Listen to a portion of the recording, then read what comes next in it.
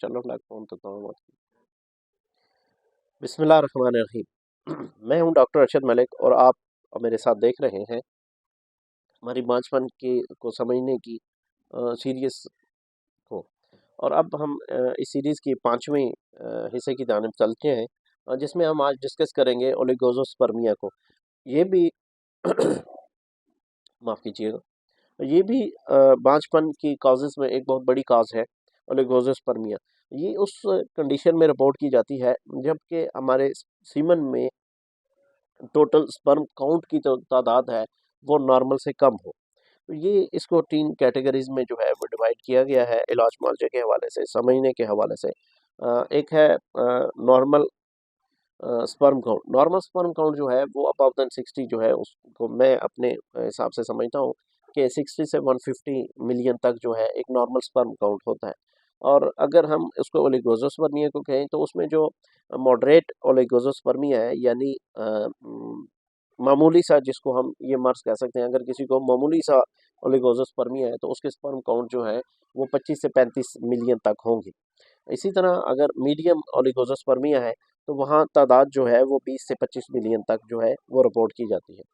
इस तरह जो एक्सट्रीम जो कंडीशन है उसमें ओलिगोज़ोस्पर्मिया की उसमें 10 से 20 मिलियन तक जो है स्पर्म काउंट जो है वो रिपोर्ट किया जाता है।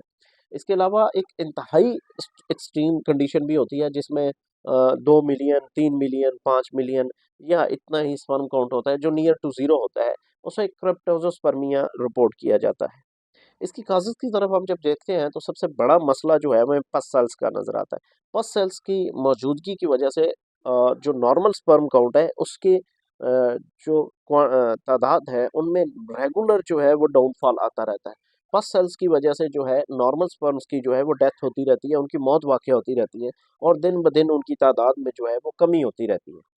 तो पस सेल्स एक अपनी जगह मुस्तकिल बीमारी भी है और उसकी वजह से बाकी पैरामीटर्स जहाँ डिस्टर्ब होते हैं उसमें सबसे ज़्यादा जो स्पर्म की जो एक्टिव स्पर्म्स हैं वो सबसे ज़्यादा मुतासर होते हैं और वो बहुत तेज़ी के साथ जो है वो इमोटाइल स्लगिश इमोटाइल और फिर बिल्कुल जो इमोटाइल है उनमें इजाफा होता रहता है।